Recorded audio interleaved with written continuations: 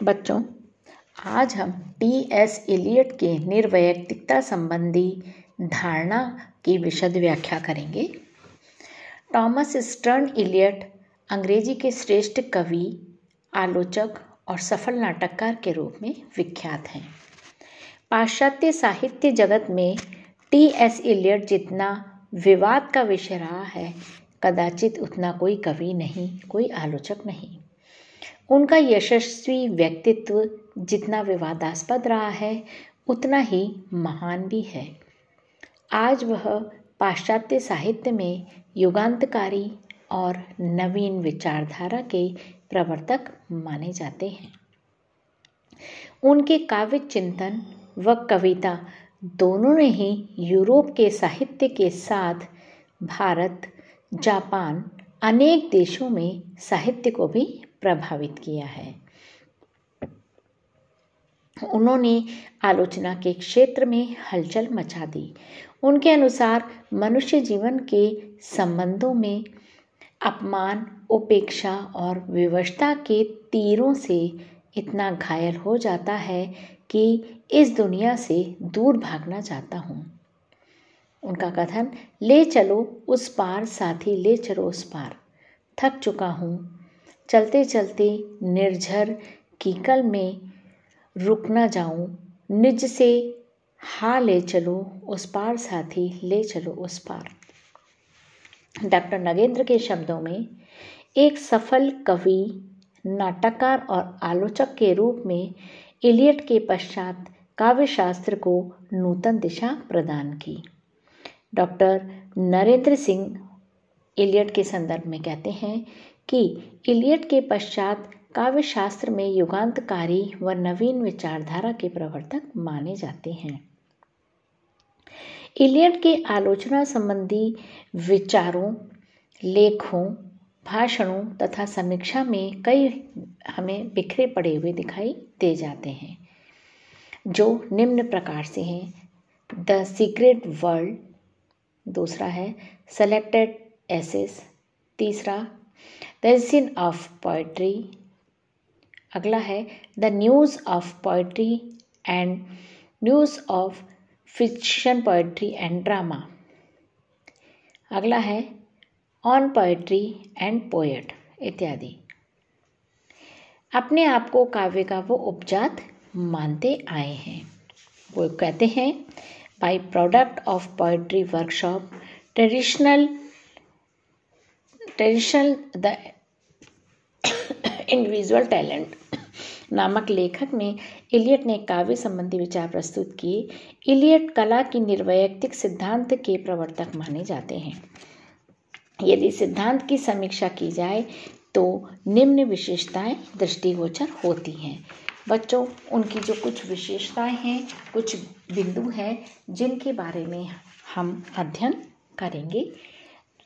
लगभग 10 बिंदुओं को हमने उठाया है, उसमें से मैं आपको क्रमवार बताऊंगी। वर्ड्सवर्थ की प्रतिक्रिया स्वरूप, इलियट का सिद्धांत विलियम्स वर्ड्सवर्थ के विचारों की प्रतिक्रिया स्वरूप प्रस्तुत हुआ।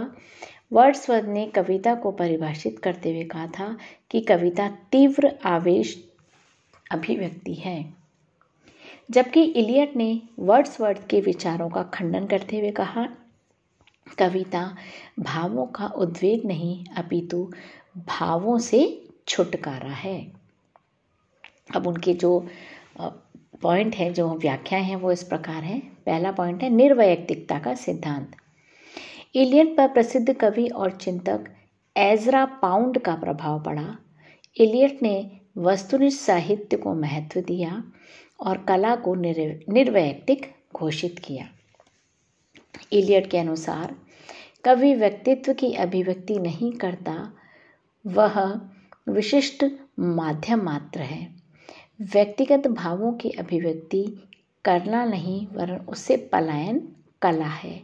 कलाकार की प्रगति निरंतर आत्मत्याग व व्यक्तित्व का निरंतर बहिष्कार है। अगला बिंदु है तीव्र संवेदना को महत्व। इलियट ने कवि की तीव्र संवेदना का महत्व दिया है। इसी के आधार पर अन्य लोगों को इस प्रकार देखता है कि जैसे कि वो उसका निजी हो। डॉक्टर नागेंद्र के अनुसार कवि अपनी तीव्र संवेदना और ग्रहण क्षमता से अन्य लोगों की अनुभूतियों को आयात कर लेता है। अगला बिंदु है अनुभूति व चिंतन। कवि अनुभूति कोरी कल्पना पर आधारित नहीं होती, उसमें चिंतन का पुट होता है, इसलिए सभी उसको स्वीकार कर लेते हैं। इस संदर्भ में डॉक्टर नरेंद्र सिंह के शब्दों में, जब वह अपने इस युक्त अथवा चिंतन द्वारा आयात अनुभवों को काव्य में व्यक्त करता है तो वह उसके निजी अनुभव होते हुए भी सबके अनुभव बन जाते हैं। अगला बिंदु है निर्वैयक्तिकता के दो रूप।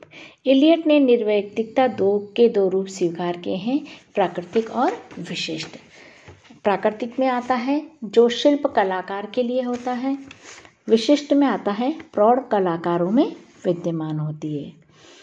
इलियट के शब्दों में निर्वैयक्तिकता के दो रूप होते हैं, एक वह जो कुशल शिल्पी मात्र के लिए, दूसरा वह जो प्रौढ़ कलाकार के लिए। दूसरी प्रकार की निर्वैयक्तिकता उस प्रौढ़ कवि की होती है जो अपने उत्कृष्ट व व्यक्तित्व अनुभवों के द्वारा सामान्य सत्य को व्यक्त करने में समर्थ होता है। अगला पांचवा बिंदु है निर्वैयक्तिकता व साधारणीकरण। साधारणीकरण के सिद्धांत के अनुसार साहित्य में वर्णित वर्णन व्यक्ति विशेष के न होकर सभी में हो गए हैं। यह स्थिति निर्वैयक्तिक कवि अन्य लोगों की अनुभूतियों को ग्रहण कर उन्हें अपना लेता है। यह अनुभव काव्य में व्यक्त होकर संग के अनुभव बन जाते हैं। अगला बिंदु है कवि और उसके पात्र। कवि जिन पात्रों को अपनी रचनाओं में वर्णन करता है वो कहीं ना कहीं अपने चिंतन की छाया उसमें देखता है और कभी कभी उन पात्रों से प्रेरित हो जाता है। इलियट कहते हैं, मैं विश्वास करता हूँ कि कवि अपने हैं, किंतु मैं पात्रों को अपना कुछ अंश अवश्य प्रदान करता हूँ, किंतु यह भी अनुभव करता हूँ कि वह अपने निर्मित पात्रों द्वारा स्वयं भी प्रभावित हो जाता है। वर्जिल के प्रसंग में इलियट ने कहा, जब मैं वर्जिल को संसार कहता हूँ तो मेरा आशय उस संसार से होता है जिसमें वर्जिल ने स्वयं उसको निर्मित किया है। कविता के 3 स्तर। अगला बिंदु, इलियट ने कविता के 3 स्वर नामक व्याख्यान में 3 स्वर बताए हैं। पहला, स्वर में किसी अन्य से नहीं अपितु स्वयं से बात करता है। दूसरा, जिसमें श्रोता बात करता है। और तीसरा, कवि स्वयं वक्ता नहीं होकर अपने पात्रों के माध्यम से बोलता है। अगला हम देखेंगे बिंदु है रोमांटिक विचारधारा का विरोध। जीवन सिर्फ खिलता हुआ गुलाब या प्रेयसी के आंचल से छूकर आया हुआ हवा का झोंका ही नहीं है। मनुष्य को कड़वे यथार्थ का सामना भी करना पड़ता है।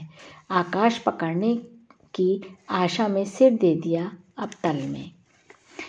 इसलिए यहाँ पर हम देखेंगे कि उन्होंने किस प्रकार से इस रोमांटिक विचारधारा का विरोध किया है। अगला बिंदु है आत्मविस्मृति। कलाकार मानते हैं इलियट की कलाकार अपने आप को भूल जाता है, उसका व्यक्तित्व क्या है वह भी नहीं सोचता। कलाकार की प्रगति आत्मोत्सर्ग है। क्योंकि ये देखो बच्चों, उस इलियट का ये मानना है कि जब कोई भी कलाकार किसी भी पात्र के रूप में हमारे सामने आता है तो वो अपने आप को भूल जाता है और वो समझता ही नहीं है कि मैं असल में क्या हूँ। वो उसके अंदर पूरी तरह से डूब कर अपना अभिनय प्ले करता है। अगला बिंदु है जीवन की अनुभूति या अभिव्यक्ति। कवि के लिए जीवन एक ऐसा विषय होता है जिससे कि वो जिंदगी में कभी कभी वो शिकन के रूप में भी जीवन को देखता है, कभी हवन के धुएं के रूप में देखता है। उनका कहना है इलियट का, चाहे कफन का हो चाहे हवन का हो, धुएं का रंग एक ही होता है। इलियट के शब्द ये हैं कि अनुभूति में व्यक्तिगत आस्था का समावेश हो जाता है और अभिव्यक्ति में यथार्थ चित्रण होता है। हम व्यावहारिक जीवन में कुछ देखते हैं उसका वैसा ही वर्णन करते हैं। अपनी कल्पना व व्यक्तित्व के योग के बिना अभिव्यक्ति कहलाता है। ये इलियट का कथन है। समीक्षा, विद्वानों ने इस सिद्धांत की समीक्षा करते हुए निम्नलिखित प्रश्न चिन्ह लगाए हैं। पहला है, कविता कवि व्यक्तित्व से निरपेक्ष नहीं होती। यदि निरपेक्ष होगी तो उसमें काव्योचित कोमलता का समावेश नहीं होगा।